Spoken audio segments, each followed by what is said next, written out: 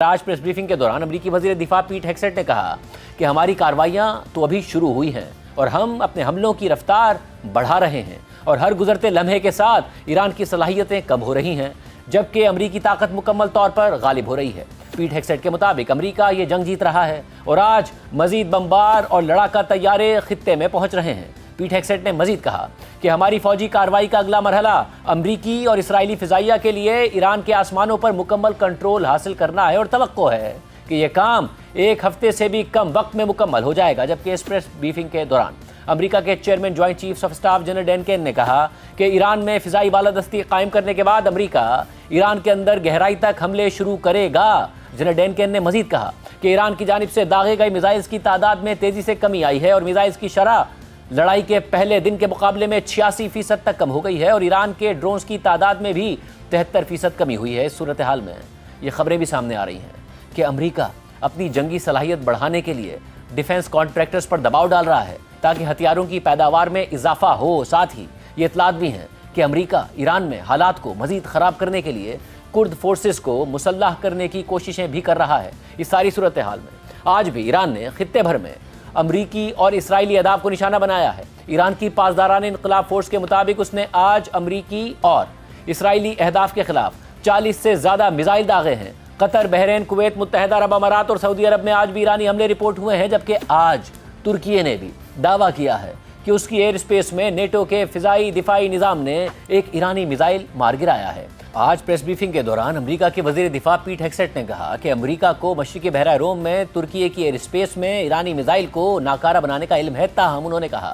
کہ انہیں نہیں لگتا کہ اس واقعے سے نیٹو کے اجتماعی دفاع کا آرٹیکل 5 ٹریگر ہو سکتا ہے۔ ترکی کے وزیر خارجہ خاقان فیدان نے ایرانی وزیر خارجہ عباس عراقچی کو فون کر کے اس حملے کے خلاف اپنا احتجاج ریکارڈ کرایا ہے اور ان سے کہا ہے کہ کسی بھی ایسے اقدام سے گریز کیا جائے جو تنازع کو مزید بڑھائے۔ اس کے علاوہ متحدہ عرب امارات کی وزارت دفاع نے کہا ہے کہ اس کے دفاعی نظام نے 3 بیلسٹک میزائل اور 121 ڈرونز مار گرائے ہیں جبکہ فرانسیسی وزیر خارجہ کا کہنا ہے کہ متحدہ عرب امارات کے الجفرا بیس میں تعینات فرانس کے رافیل طیاروں نے متحدہ عرب امارات کی طرف داغے گئے ایرانی ڈرونز کو انٹرسیپٹ کیا ہے۔ اس سے پہلے کل رات کو ایران نے دبئی میں امریکہ کے سفارت خانے کو ڈرون سے نشانہ بنایا تھا جس کے بعد امریکہ نے یہ سفارت خانہ بھی بند کر دیا جو اس سے پہلے ریاض اور کویت سٹی میں اپنے سفارت خانوں کو بھی ایرانی حملوں کے بعد بند کر چکا ہے۔ دبئی میں امریکی سفارت خانے پر حملے کے بعد کے مناظر بھی سامنے آ گئے ہیں جن میں دیکھا جا سکتا ہے کہ حملے کے بعد سفارت خانے کی عمارت کے قریب ایک بہت بڑی آگ بھڑک اٹھتی ہے اور دھوئیں کا گہرا بادل نظر آتا ہے۔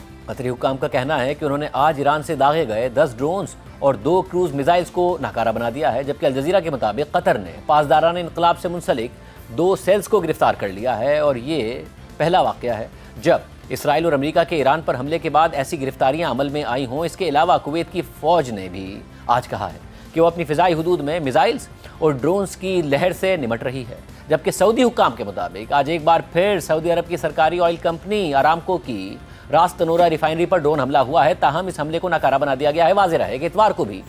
راس تنورہ ریفائنری کو نشانہ بنایا گیا تھا اور ڈرون گرنے کے بعد ریفائنری میں آگ بھی لگی تھی جس کے بعد سے سعودی عرب نے اس ریفائنری کو عارضی طور پر بند کر رکھا ہے۔ اس کے علاوہ آج بھی بحرین میں ایرانی حملے رپورٹ ہوئے ہیں اور ان حملوں کے مناظر بھی سامنے آ رہے ہیں۔ بحرین میں ایک ملٹری بیس پر ہونے والے ڈرون حملے کی ویڈیو میں دیکھا جا سکتا ہے کہ ایک ڈرون فضا سے سیدھا فوجی اڈے کو ہٹ کرتا ہے جس کے بعد ایک بڑا دھماکہ ہوتا ہے اور آگ کے بلند شعلے نظر آتے ہیں۔ اس ساری صورتحال میں امریکہ کو مشرق وسطیٰ میں ایران کے غیر معمولی رد عمل کی وجہ سے شدید فوجی نقصانات کا سامنا ہے اور اب تک 6 امریکی فوجیوں کی ہلاکت کی تصدیق ہو چکی ہے، تاہم خود امریکہ کے اعلیٰ عسکری حکام کا کہنا ہے کہ مزید ہلاکتوں اور نقصان کا خدشہ ہے۔ آج امریکی وزیر دفاع پیٹ ہیگسیٹ نے بھی کہا کہ ڈرونز کو روکا جا رہا ہے مگر ایرانی ڈرونز کم بلندی پر پرواز کرتے ہیں اس لیے ممکن ہے کہ کچھ ڈرونز کو نہ بھی روکا جا سکے۔ اس کے علاوہ آج ایرانی فورسز نے شمالی عراق کے نیم خود مختار کرد علاقے میں ایرانی کرد اپوزیشن گروپ کے ہتھیاروں کے ڈیپو پر ڈرون حملہ کیا ہے جس میں 2 کرد جنگجو زخمی ہوئے۔ واضح رہے کہ ایران نے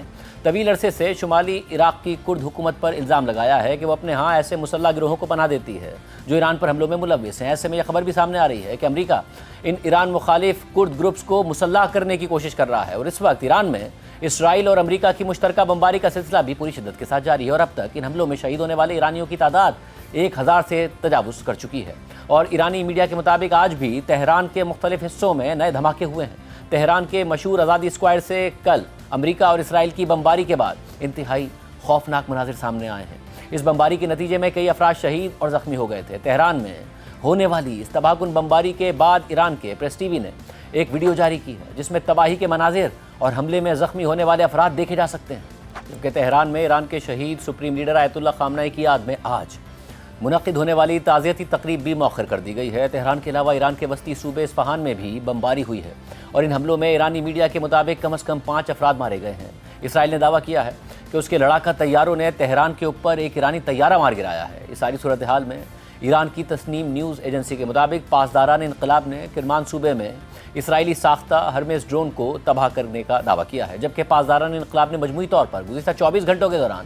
3 ہرمیس ڈرونز مار گرانے کا دعویٰ کیا ہے۔ پاسداران انقلاب نے یہ بھی کہا ہے کہ ایران کو اسٹریٹ آف ہرمز پر مکمل کنٹرول حاصل ہے۔ واضح رہے کہ صدر ٹرمپ نے ایک پوسٹ میں کہا تھا کہ وہ دنیا بھر میں توانائی کی تجارت کو بحال کرنے کے لیے اسٹریٹ آف ہرمز میں بین الاقوامی آئل ٹینکرز کی حفاظت کے لیے امریکی نیوی تعینات کرنے کے لیے تیار ہیں۔ ساتھ ہی انہوں نے امریکی کمپنی سے ان جہازوں کو انشورنس کی بھی بات کی تھی اور اس کے بعد بھی مگر یہ غیر یقینی کی صورتحال برقرار ہے۔ اس کے علاوہ لبنان میں بھی اسرائیل کے حملے مسلسل جاری ہیں اور لبنانی سرکاری میڈیا کے مطابق اسرائیلی فوج نے سرحد کے ساتھ لبنان کے علاقے میں مزید پیش قدمی کی ہے اور اسرائیلی فورسز کی جانب سے لبنانی علاقوں میں مسلسل گولہ باری کی جا رہی ہے۔ اس ساری صورتحال میں آج امریکی سینٹ کام کے کمانڈر ایڈمرل بریٹ کوپر نے ایک ویڈیو پیغام میں بتایا ہے کہ امریکی فوج نے ایران کے خلاف اپنی کارروائی کے دوران 17 ایرانی بحری جہاز تباہ کر دیے ہیں۔ بریٹ کوپر نے مزید کہا کہ دہائیوں سے ایرانی حکومت بین الاقوامی بحری نقل و حرکت کو ہراساں کر رہی تھی۔ آج خلیج عرب، اسٹریٹ آف ہرمز یا خلیج عمان میں کوئی بھی ایرانی جہاز فعال نہیں ہے اور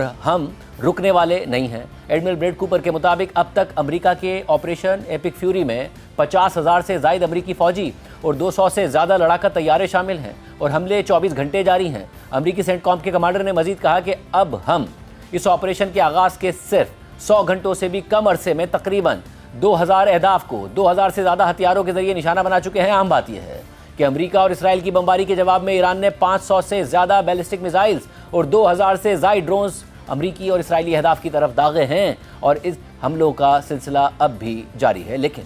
ایڈمرل بریٹ کوپر نے اپنے ویڈیو پیغام میں کہا کہ ایران کی حملہ کرنے کی صلاحیت کم ہو رہی ہے۔